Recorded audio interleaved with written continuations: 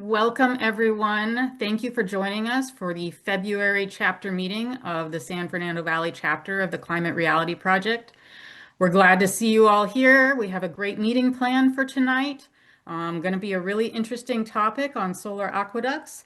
But before we get started, a few minutes of chapter business. So let's begin, as we like to do, with a land acknowledgement. And reading our land acknowledgement tonight is a chapter member who found us at a tabling event last year. We met him at our table, signed him up, and he's been coming to our meetings. Garrett Budwine is a Patty Master scuba diver, so he has been participating in underwater beach cleanups at Santa Monica and Catalina Island. And he says that scuba diving really has helped him appreciate the environment in a new way and help his awareness of climate change and the effects that it has on our local oceans. He's also an avid hiker, enjoys hiking in our local mountain ranges, like many of us, finding beauty in our natural surroundings. Garrett, would you go ahead and share our land acknowledgement this evening? Yes, thank you. A land acknowledgement is a formal statement that recognizes and respects Indigenous peoples as stewards of this land and the enduring relationship that exists between Indigenous peoples and their traditional territories. It acknowledges the history that has brought us to reside on this land, the colonialism that is present in our current system, and calls on us to be mindful of our own present participation in it. We acknowledge that we are on the traditional territory of the Tongva, Quiche, Tataviam, and Chumash tribes. Thank you, Garrett. Okay, at this point, I would like to move on and introduce our guest speakers. Kathy, would you like to do the introductions? You can stay No, unmuted if I'm you I'm actually in Mexico and I have a really weird connection, so I right then. Well, um, although Kathy was the one to invite them, I will do the introductions thank you. Sorry. since she is traveling right now. So we have Jordan Harris and Robin Raj from Solar Aquagrid with us tonight. They're both co-founders of Solar Aquagrid.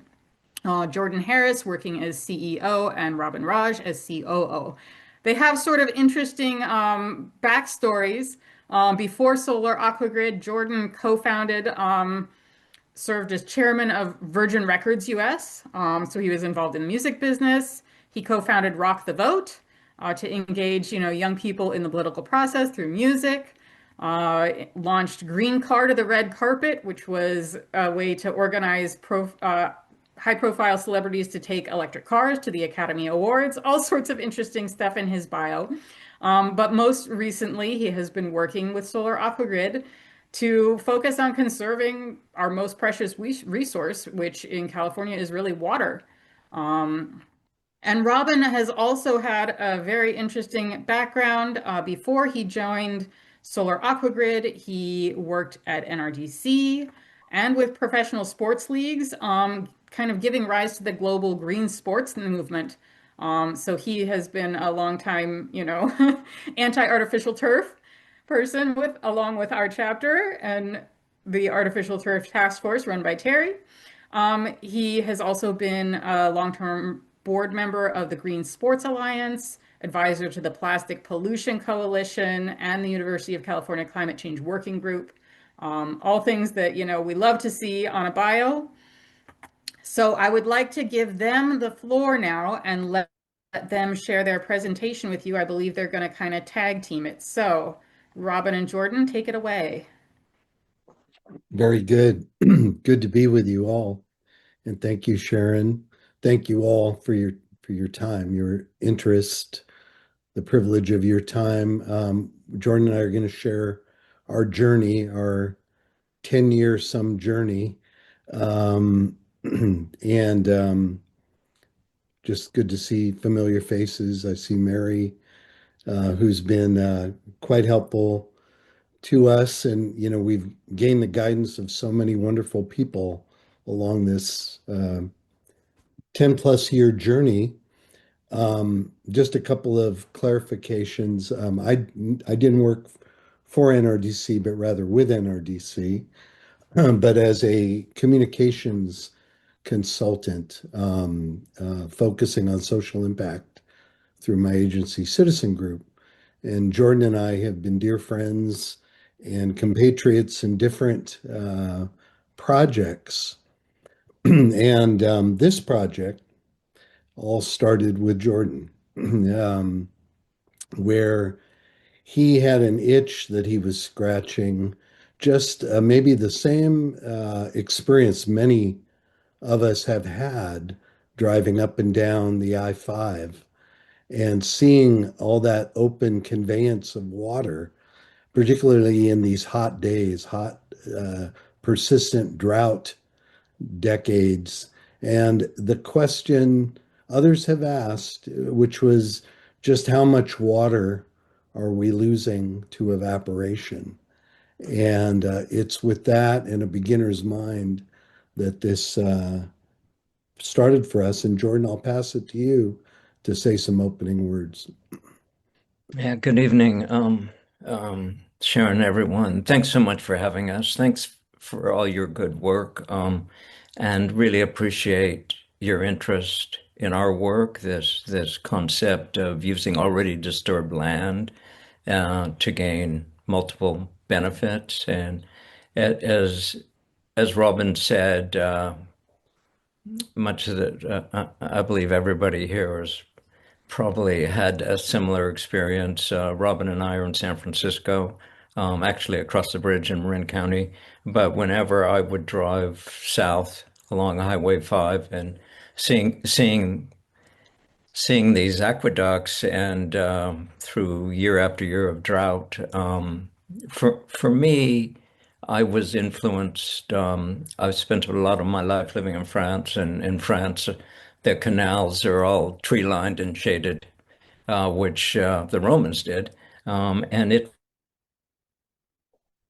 provides a wind blowing, and it got me thinking about the possibilities here, and we'll take you through it. But as we began to learn more and more about the conditions, specifically here in California, how intertwined energy and water are, and that the biggest use of energy in the state of California is moving and treating water, and that maybe we could address both of these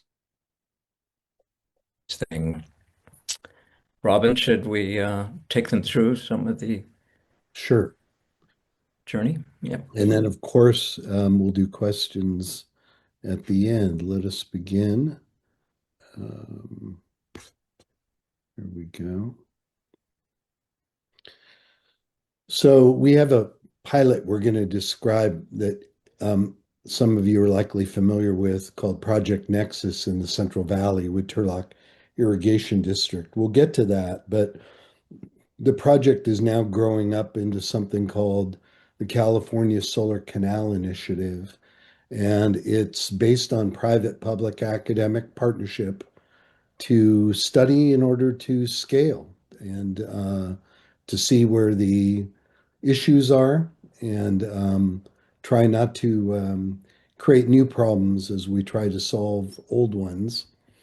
But the project history starts with, again, that drive we've all taken and 4,000 miles of canals in California alone, big, little, and small, but they are the arteries, the lifeblood. Let me see if I can advance here. That's curious.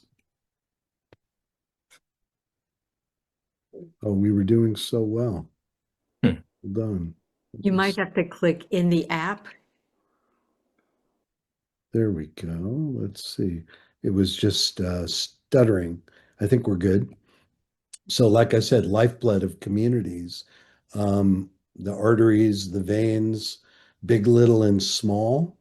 The state water project, the large aqueducts, thanks to the foresight of, at the time, Pat Brown, the state water project. Those are 125 feet wide, and we say that's Broadway. Right now we're off Broadway, but we're studying different canal characteristics of all kinds. And it just starts with width, but many more levels of complexity naturally. Our goal as Solar Aqua Grid is we're technology agnostic. We really see ourselves as field catalysts to bring further the conversations, further the research, let the science guide us. So to study in order to scale is our mission. Number two is to define the solution set, viable, constructible, modular solutions, if this has any chance of ongoing viability. And to do so, to stimulate the sector to innovate, to see the possibilities here that heretofore have not been seen. So when we began, we recognized quite early on that there wasn't proper study. There wasn't a base of research to guide us. So Jordan and I initially raised funds for that study, which we conducted with UC Merced. And, our mission was this triple play to conserve water in an age of historic drought by directly addressing our water energy nexus, covering our exposed canals with canopies to reduce evaporation, generate energy, save land by having our existing utility corridors do double duty so we can achieve numerous benefits at scale. And among those benefits I will get to, but this was our ingoing thesis.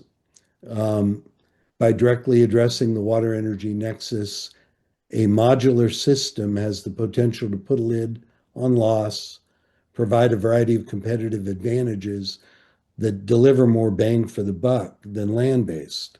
Now, we have yet to prove that. That's the continued journey we're on in terms of calculating the multiple benefits of such a deployment. But we know in an age of increasing water scarcity, the governor's office recently put out in their recent report, we are destined to lose 10% of our water, the state, in the next decade. So by putting a lid on evaporative loss, what does that look like? Of course, the local energy generation. That's interesting in itself in terms of where the load is delivered, local generation. Avoided land costs, that has a cost, not to mention the speeding up the environmental permitting because you're using already disturbed land. Carbon mitigation, water quality, because of the shaded canopy, there's less aquatic weed growth, reduced algae bloom, reduced maintenance cost, reduced chemicals in the water to mitigate those algae blooms, less cost to dredge the canals, maintenance costs. Energy storage has to be part and parcel of this. We'll explain why. I expect everybody knows. So these are some of the opportunities that have a cost, but how we quantify those, calculate that, make a compelling case of how this stacks up to ground mount, to rooftop, recognizing we likely need all of the above. What the UC Merced study showed us was a lot of big numbers. It said, the researchers said, we could save up to upwards of 63 billion gallons of water annually from evaporation, enough to irrigate some 50,000 acres of farmland, or meet the residential water needs of more than 2 million people annually. Now, that operates under, I'm fond of saying, the delusion that we would cover all 4,000 miles of canals. Not all 4,000 miles of canals are conducive for coverage. And so we need to zero in and think about what are the projects, the sweet spots, of which there can be many. But even if we were to cover 20%, 30%, 50%, what does that look like? um, and Jordan, I'll leave some space here. Any commentary you'd make at this point? I would just add that California, you may know, but 75% of California's water comes from north of Sacramento, and 80% of the use is in the south. So we end up with the largest water conveyance system in the world, over 4,000 miles of canals, much of them irrigation canals, lots of different orientations and widths. So it's it's certainly a big opportunity with many challenges that we'll share moving forward here. So it started by understanding what had been done. Solar canals were not invented here. They, from some of the first deployments were actually in India, in Gujarat, India, under at the that time then Prime Minister Modi. And this looks like your father's Oldsmobile, version 1.0, which is heavy steel trusses, bank to bank. And Jordan, you want to speak to this? We learned a lot from them. This this project, the motivation in Gujarat was to bring energy to rural parts of the country and not put precious farmland out of production. So they had the idea of son Edison at the time, which doesn't exist any longer, worked there, and Modi was governor of Gujarat at the time. And the idea was to use this already disturbed space and cover it with solar. We met with these teams and we learned a lot from them. And like I say, we learned a lot of what not to do. They used a lot of, very traditional heavy steel bank to bank. And there are issues with that. Number one, any canal operator needs quick access to their canals. And this doesn't allow that. And there's a lot of material here. We thought there must be ways to improve on that, and that's what we set out to do. Exactly. So the UC Merced team we had studied the characteristics of their system, but it was the report, the 2021 report, peer reviewed and then published in Nature Sustainability, that led to the interest by DWR, Department of Water Resources, and also Cal EPA, Jared Blumenfeld at the time. And he got the joke. He said, "This is quite interesting. Tell me, what would it cost to build the first mile and what will it cost to build the 400th mile?" And we're still working on the 400th mile part as of today, but we're gaining on it. But that's what inspired Project Nexus. And Jordan, why don't you set that up? Um, so Jared Blumenfeld got Wade Crowfoot excited. He got Governor Newsom excited. Money was put forward and may revise in 2022 or 2021, $20 million. The governor put forward, the legislature approved it, and this would be administrated by the Department of Water Resources, DWR. They asked us to identify a host location to do a pilot project. Um, we met with many of them across the state and landed on the Turlock Irrigation District. And you'll understand why in just a moment. TID happens to be the oldest irrigation district in the state. They're like 135 years old. They are one of only a handful of water irrigation districts that are also power providers in their district. So they would be the off-taker of the power. They have transmission and distribution lines that parallel most of their canals, so the interconnections are quite easy. They have over 250 miles of canals of various widths and orientation. And that would allow us to study both narrow irrigation canals and wide canals that look like the State Water Project. And they were extremely motivated, not unlike Gujarat. They were looking at acquiring agricultural land to build a solar farm. And they have a reliable source of water there, so ag land is quite expensive. They saw the UC Merced feasibility study and realized they had an asset that they could in fact build over.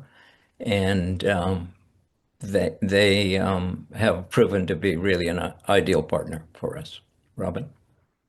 Yes, they have. And part of our discovery, reinforced all the time, is, the change is hard, and it's as much cultural as it is technical. And in this case, we had great support from Michelle Reimers, who was executive director at the time, where TID prides itself on innovation. And that's not just a word for them. They were the first irrigation district in California. And so, they've been through lots of cycles. And Michelle and now Brad Cohen, who's the current exec director, Bill Penny, all the folks there, really wanted to lean in and learn like we did. So they became, they are an ideal partner in that way. Um, Again, the reason we're doing this is to achieve reliable, multi-benefit, cost-effective solar canals, to implement prototypes, study those prototypes. So that's where this is going. The first location identified for narrow deployment, narrow arrays, was the Ceres Main Reservoir, a 40-acre reservoir that this was early on in artist conception, showing where energy storage would sit and how the arrays would wrap around the reservoir. In time, they intend to put floating solar on that reservoir, perhaps an innovation center or visitor center. But really, this is a test bed for innovation. And um, this now gets into actual photographs of the deployment that you can see today. Um, Several of the arrays, Jordan, you want to speak to that? Yeah, part of the selection process here was we like the idea of surrounding this reservoir, this regulating reservoir, because it would allow us to deploy both east-west and north-south arrays. And our research partner, UC Merced, has sensors collecting data on all of these, but these are about 22 to 25 feet wide, and they are quite typical of what you see across the state of irrigation districts.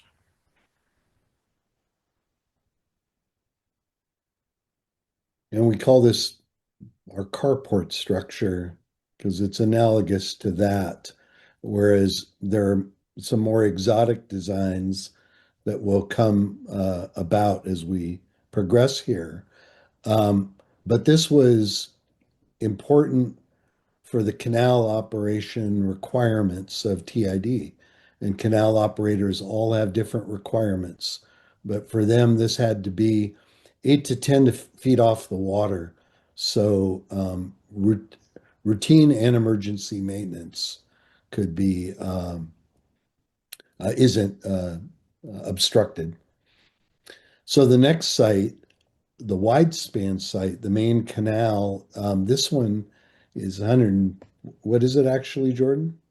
Well, the canal is 115 feet wide. The structure we built here is 130 feet wide and just over 300 feet long. I should add in both these cases, and this is something we learned from the team in India that they wish they had done. We've used bifacial panels rather than monofacial panels, and we'll be measuring how much energy we actually pick up from the bottom side of the panels. Yes. And so, I'm showing you here, of course, some of the press that has gotten around. These are images,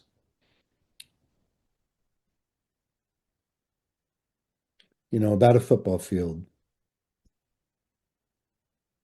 And, while we didn't do strict time trials in terms of construction assembly, we're really fascinated by Lego blocks and how these can be pre-assembled, prefabricated, and then put into position as quickly as possible to save time and money.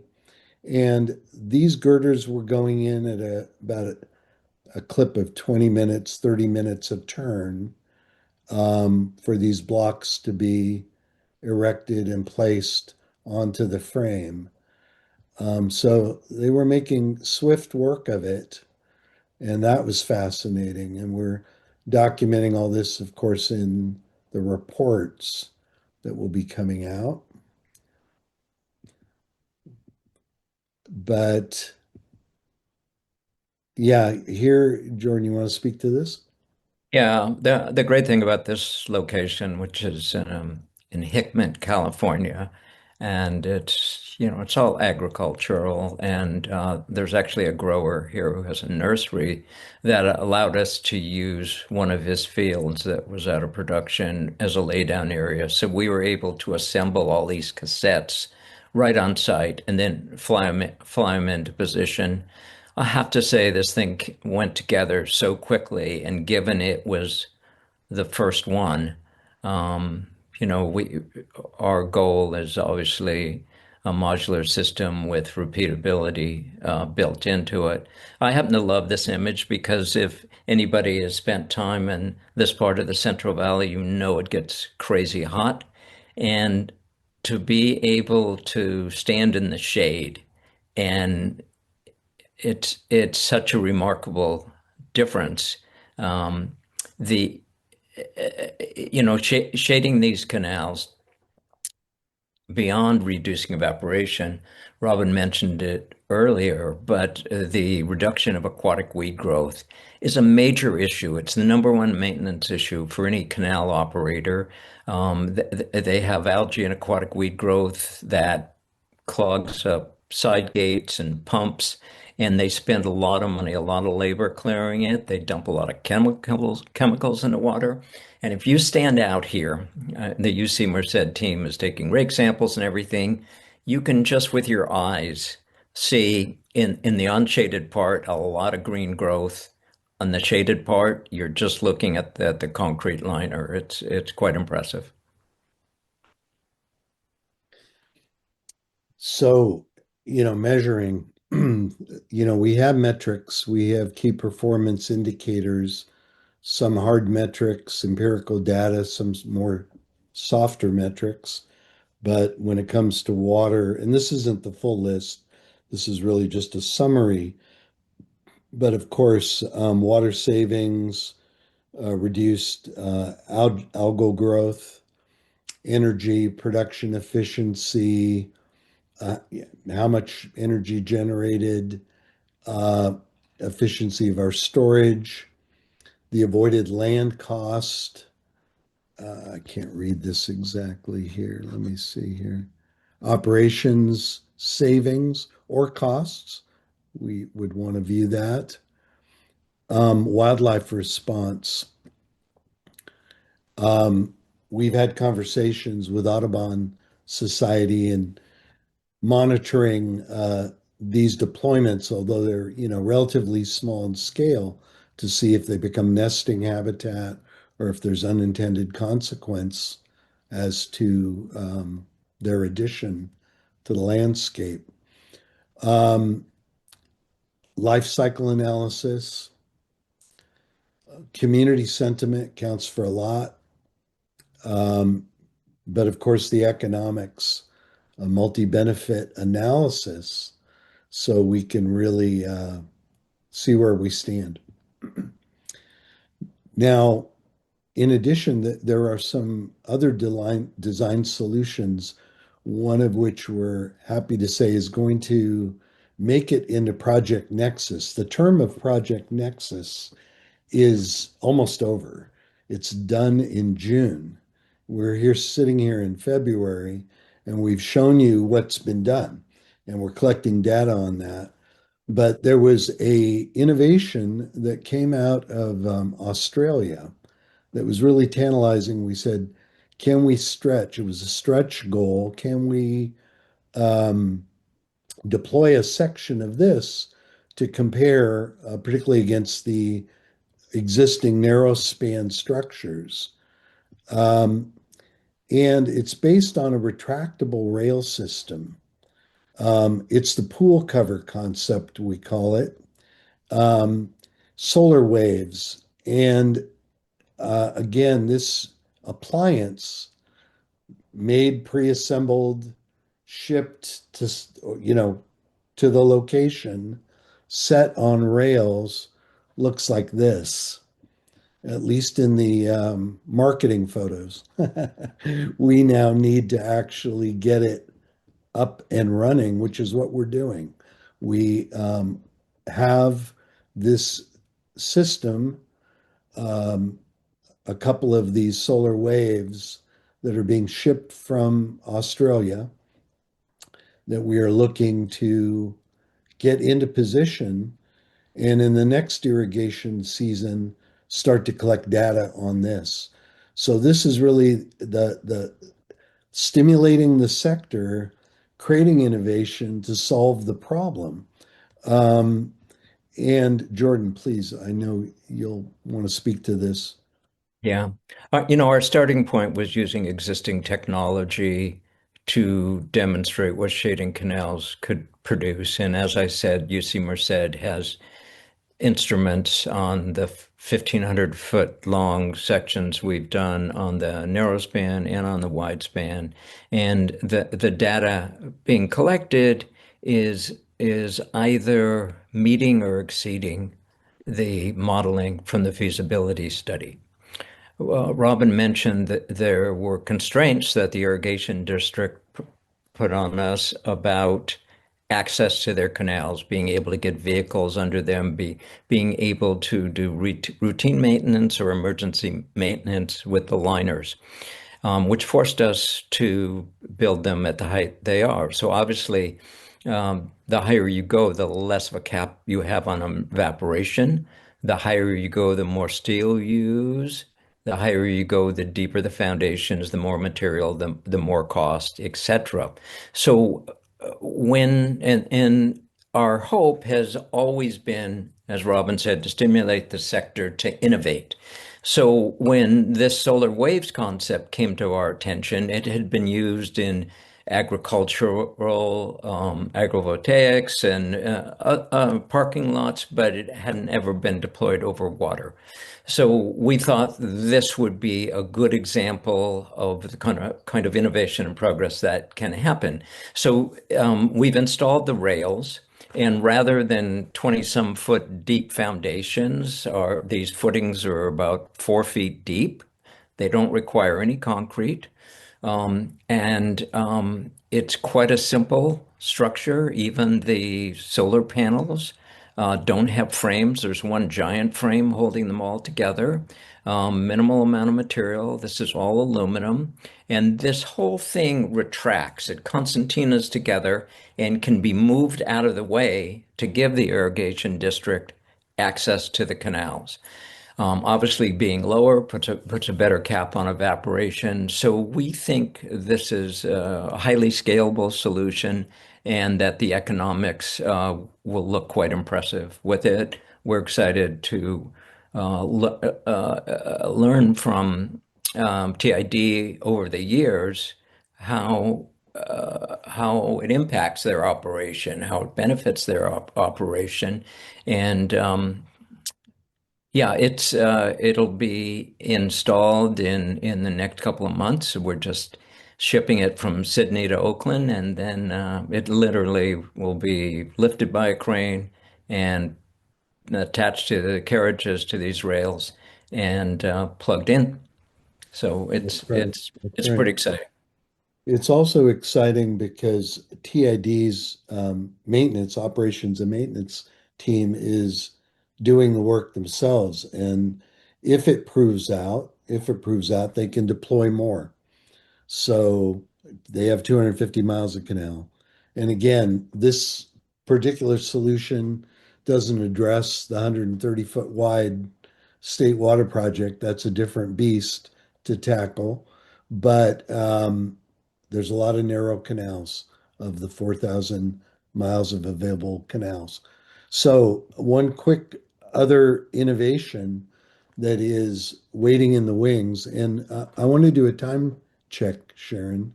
Are we okay for 15 minutes, 10 minutes?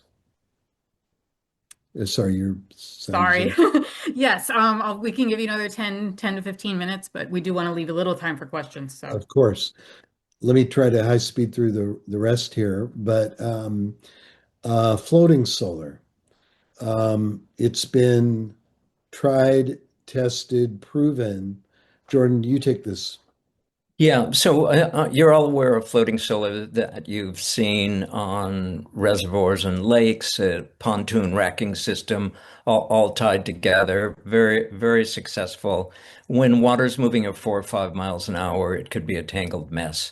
So we were searching for an innovative solution that could work on canals and aqueducts. We came across a Norwegian company called Ocean Sun that builds these membranes that they built giant ones. This one you're looking at is 75 meters in diameter. They've deployed them in the North Sea, in the Philippines, in the Baltic. They're anchored to the seafloor.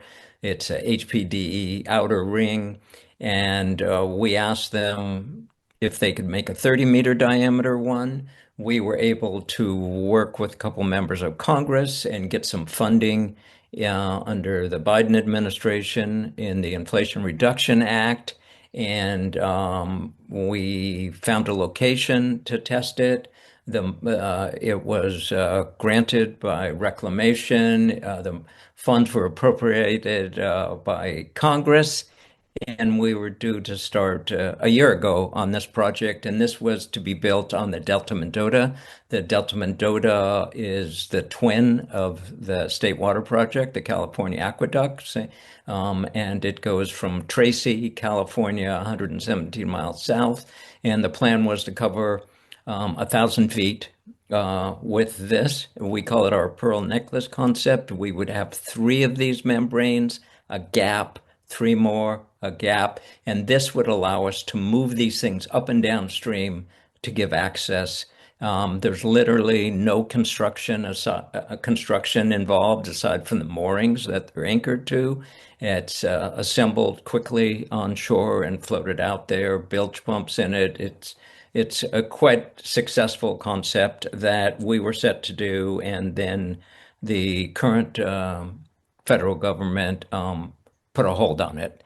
So we're still looking for a home for this, but we believe in some places floating solar could be a solution and avoid all that steel and concrete and cost.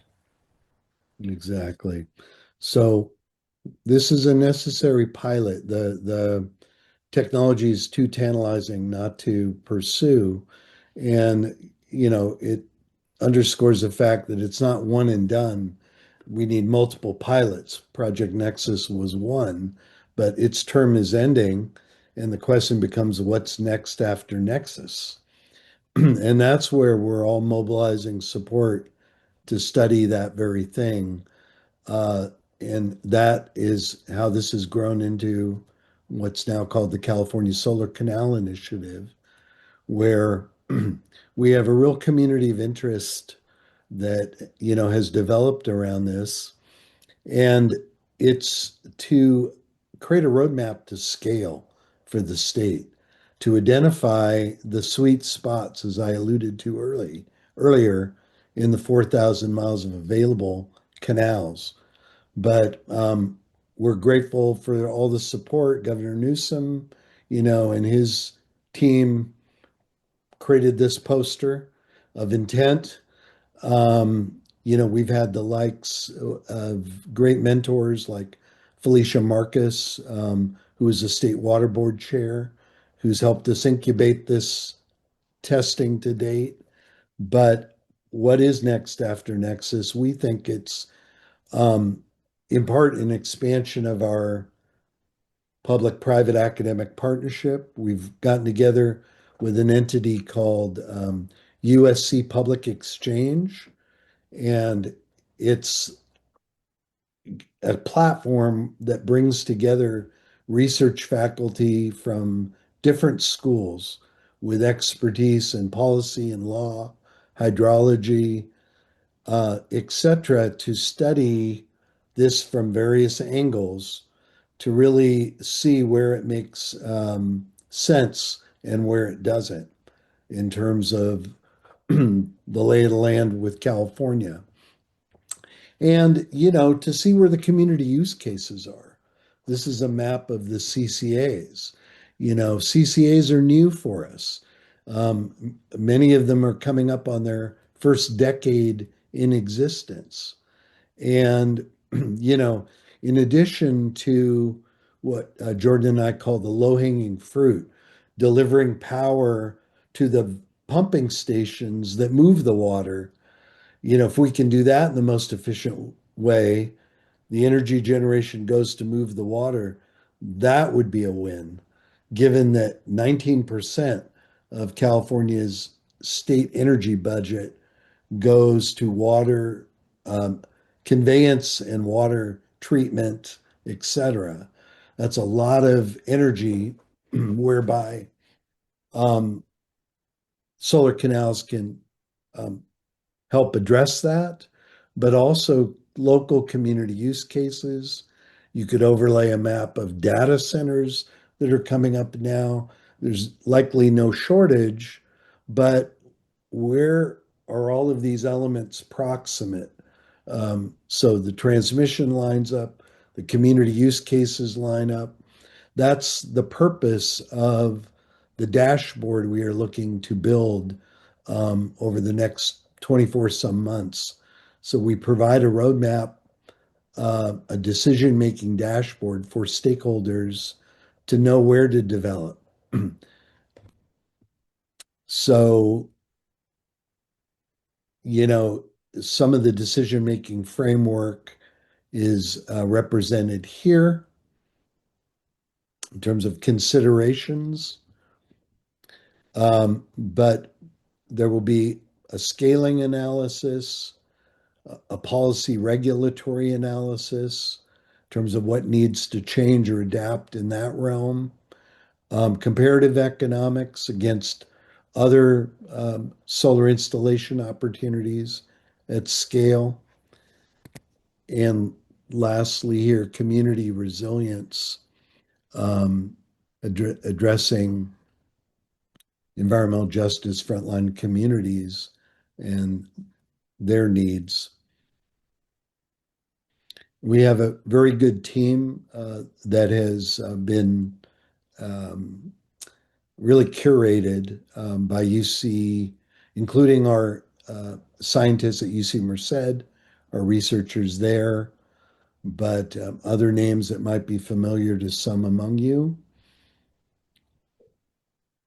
and an excellent advisory board that, Jordan and I are grateful for every day, helping guide us and evaluating what should be in the next stage of development.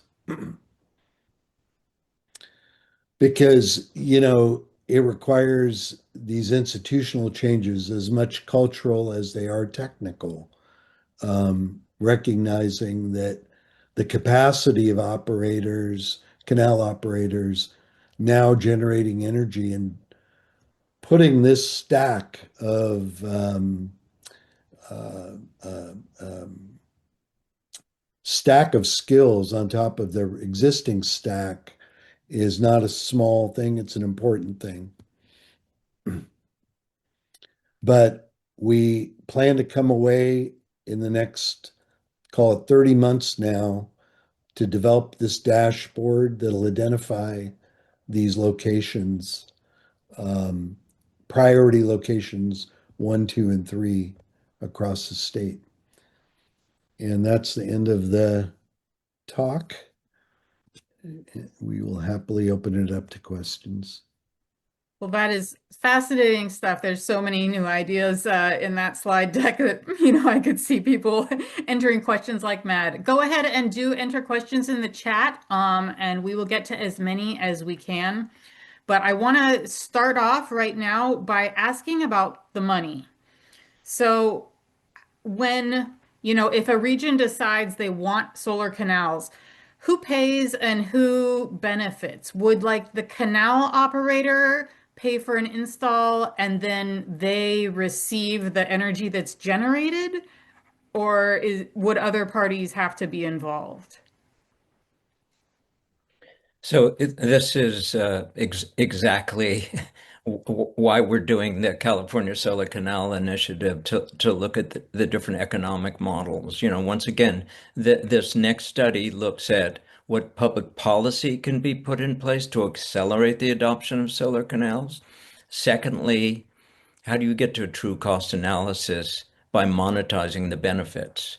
So what you learn is people in the water business are in the water business. People in the energy business are in the energy business. And they're not, and there's, as I said, there's only a half dozen that are in both. So that's a starting point. But the economic models for can you lease the airspace over your canal and have somebody take the energy from there. There are a lot of opportunities here. As Robin said, we're looking at rating them like a tier one opportunity is obviously adjacent to load, right? So adjacent to a pumping station or a EV charging. We've looked at Caltrans and DOT maps and sort of the reimagining rest stops with charging stations opposite the aqueduct, where you can see many places on the interstates where that's a possibility. The power is coming from there. So there's a lot of work to be done on that front, but we believe there are a lot of possibilities. And do you have a sense of like the payoff time? So if someone installs solar panels on their own house, they might say, oh, it's going to be, a 6 years to pay back the investment cost. Are the timescales comparable for a large scale installation like this? Well, here's where we are right now. When you do a research project, you're not always dealing with uh, commoditized, commercial products that have benefited from the economies of scale, right? So step one was to prove that it works. Okay, it works. Now we need to make the economics work, and the economics will work through innovation, which will drive the cost down, but also, as I said, monetizing the benefits because it's in so many different buckets. Who gets the Rex? Who gets this? What's the value of protecting open space and farmland? Here in California, where we have these very aggressive goals of being at 100% renewables by 2045. So that would take up more land than is available. And we also are signatories to 30 by 30, protecting 30% of open space by 2030. How do you accomplish that? Using already disturbed spaces, whether it's rooftops, parking lots, or 4,000 miles of canals. That's what we're looking at. All right, we've got multiple questions in the chat about maintenance and sort of robustness of the system. So, how are the systems going to need to be maintained? Someone asked if you can wash them with the canal water to keep the dust off, because of course they are in agricultural areas. Also, questions about, how are you protecting against earthquakes? What about high winds, storms, all that stuff? So, talk to us a little bit about the system itself. Gladly. So the systems we built have to withstand winds of over 90 miles an hour. So they've been designed for that. In terms of cleaning the canals, you're right. In agricultural areas, in the springtime, you have a lot of pollen. In the autumn, during harvest time, so much dust. So there are some really exciting innovations in panel cleaning. Some of them are waterless, that companies that are in use in the Middle East, for instance.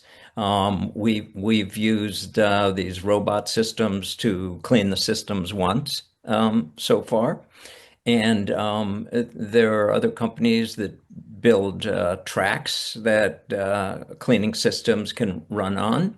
The Solar Waves actually has a system where they can pump water out of the canal and have sprayers on the ridge line on the top to clean. So this is all for us to learn over the next few years.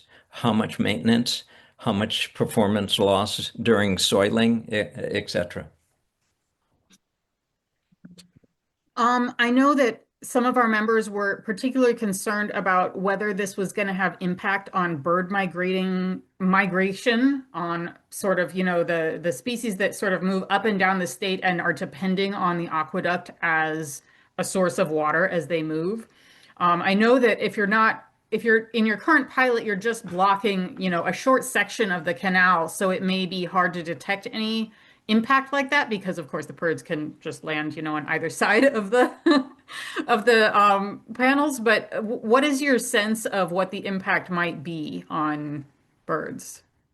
It was interesting early on, we met with Audubon, and they weren't really concerned with solar panels.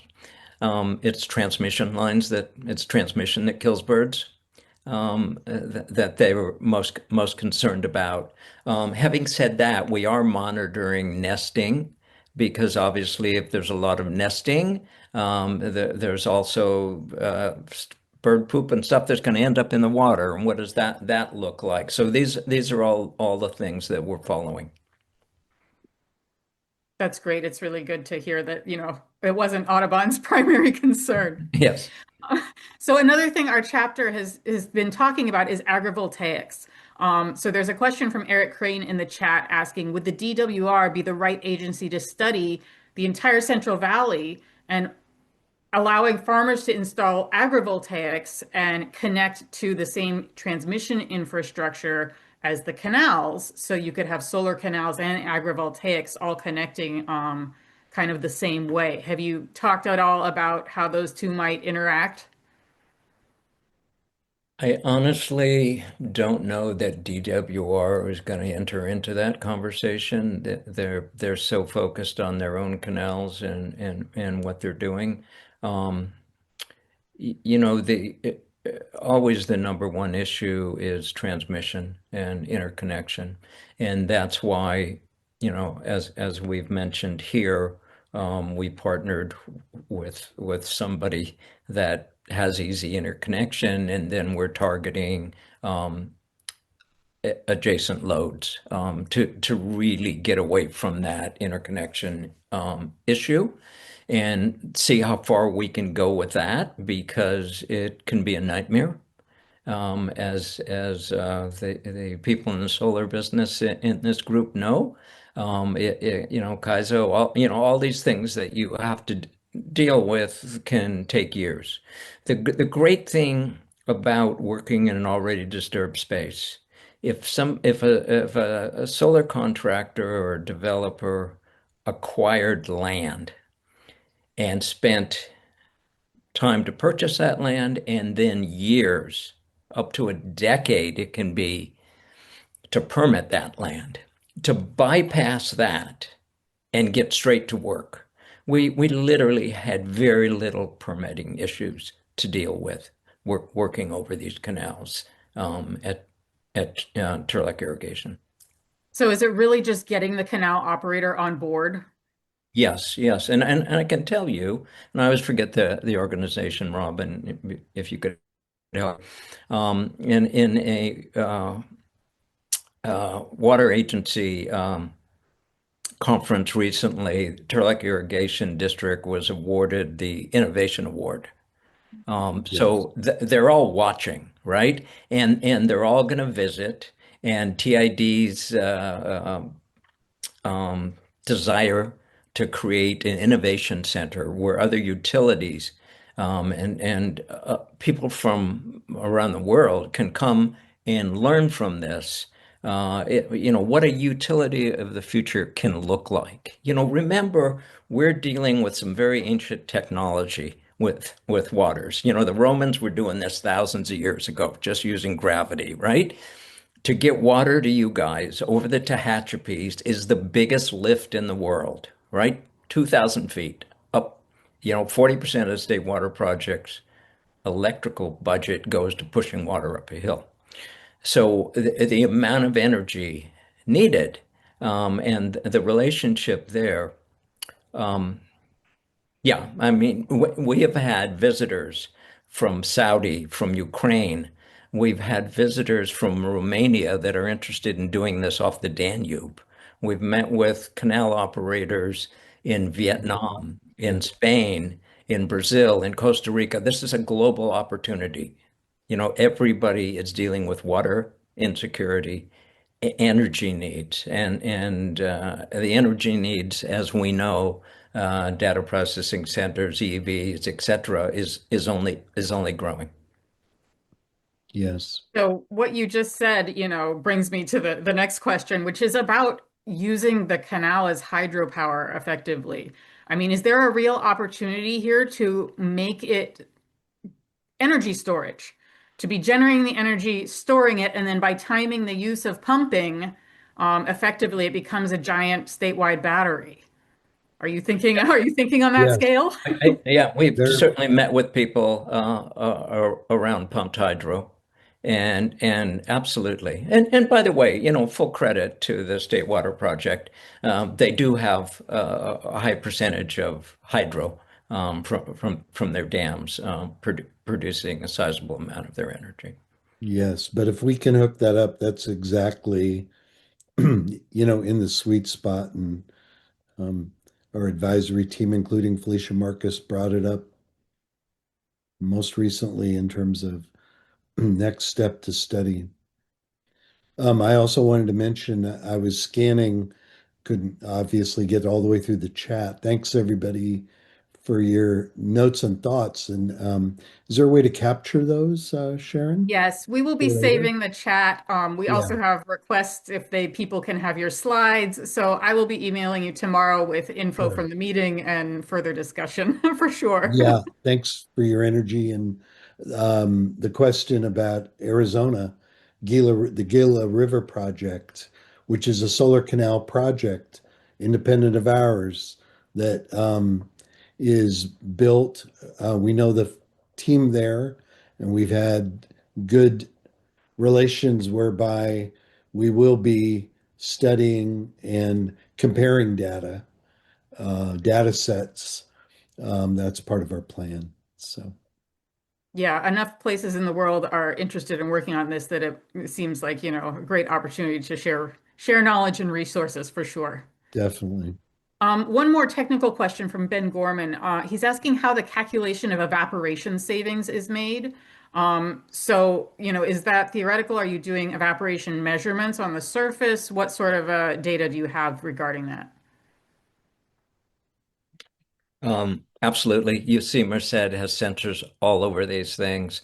And as I mentioned earlier that the data that's been collected through one full irrigation season is incredibly promising, that it meets or exceeds the modeling in their feasibility study.